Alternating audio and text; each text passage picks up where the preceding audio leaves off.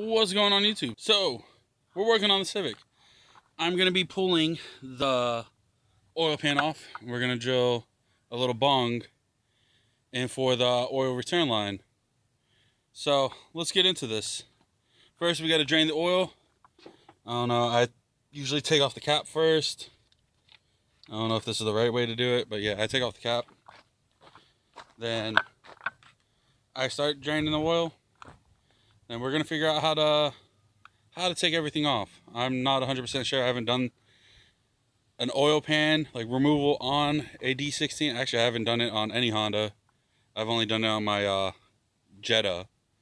So yeah, this is gonna be fun. This is gonna be interesting. Let's get into it. All right, guys. So in order to take off your pan, there is the faceplate. It's this right here. It goes up right here. It is 1, 2, 3 10mm bolts.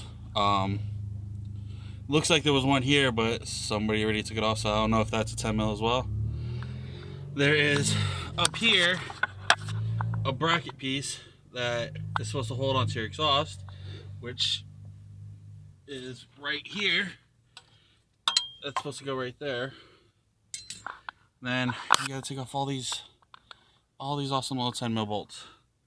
I want to say there's 13, if I'm not mistaken, from what I counted. 13 or 10, I forget.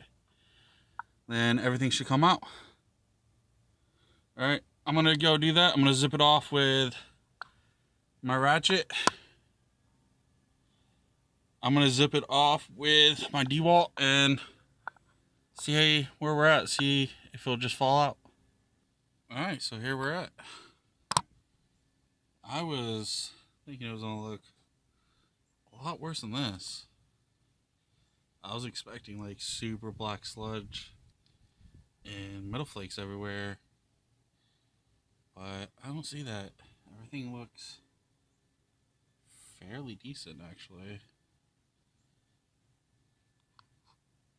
The pan just fell out. The gasket that was on it was pretty rough, but that wasn't too bad.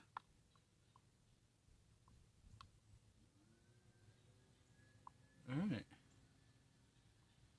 Let's get working on this pan. Let's get a hole in it. See what we can do. So now that it's out, I'm gonna go around, clean off the mating surface right there. And I already have a spot on the side, I don't know if you see it, where I'm gonna put the hole for the bung. And then I'm gonna tap the bung and go from there. This is gonna be the hardest part. This pan's a lot thicker than I thought it was gonna be. For some reason, I was thinking it was gonna be kind of thin, but obviously it's pretty thick. So let me go ahead and do that. I'll update you if I find any information that would help you guys out. Alright, so I kind of fucked up a bit. I went up a little bit too much. I marked it off on the step up bit, but I guess the tape went up the fucking shaft and I didn't realize it, and I went up until I hit the tape, but it was already too much. So I got a whole bunch of JB weld on it. Hopefully it'll cover some of it. If not, then I'll put more JB weld or bring it to somebody to get welded. I have my welder here, but we don't have any supplies, and I don't want to fuck up our oil pan, the only oil pan. I see them online right now going for like $150, so I don't want to do that. Next, I'm gonna run this line all the way to the back, get that put up, then see where we're at. Hopefully I can get this thing started today. So we're halfway there. That's on. It's fed all the way down. Let me show you guys underneath. Oh. So I don't know how much you guys are gonna see of this. You got your light on you? So you can see right there, the fitting on, line ran. This was a bitch, a real big bitch to put on. Super tight down here, but my suggestion is put the oil pressure fitting onto the T, then tighten that down, then tighten the T down, then getting everything set in. Make sure you use Teflon tape. Right? That's what it's called, Teflon tape? Yes, sir. Plumber's tape? Whatever it is. So, make sure you put it on your Teflon tape, your plumber's tape, get it all set. Then tighten it down with the sensor on, because then it'll tighten all the way down. It sounds like it's about to snap, but I promise you it's not. It makes like this weird noise. Alright, now it's time to put on the oil pan. So we're calling it here for a night. I got that in, oil pan in, I got the shield back on. I'm gonna probably rotate this turbo again, not sure. But everything should be ready to fire once that's connected up. So this is going to be the end of day 1. We'll see what happens day 2. So today might be the day.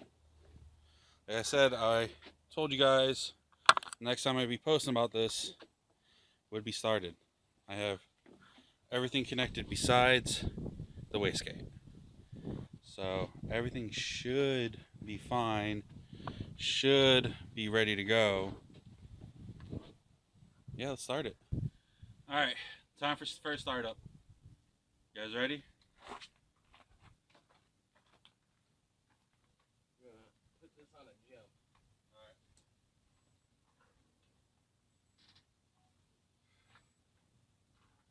A hope and a prayer. Ready? Yes, sir.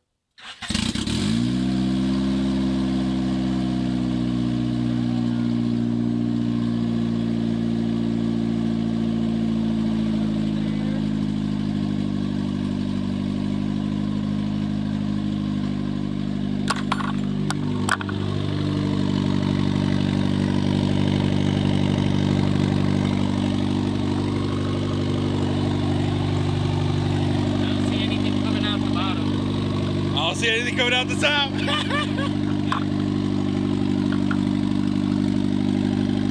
a little moisture in your turbo.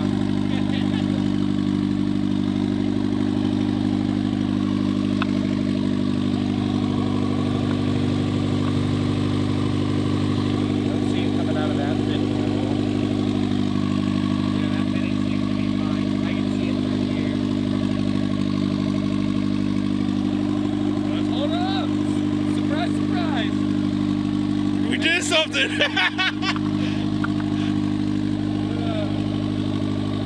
Oh, wait. What's this? Pull it.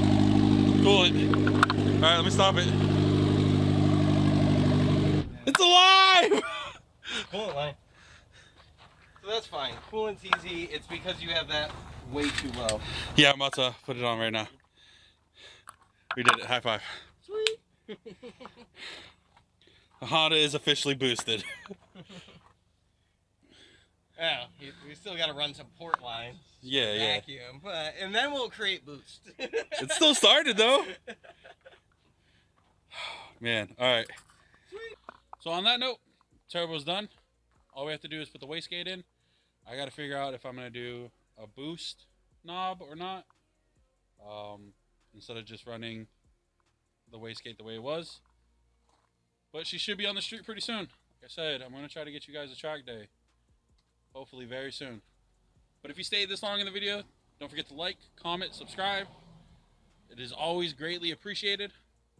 Adios.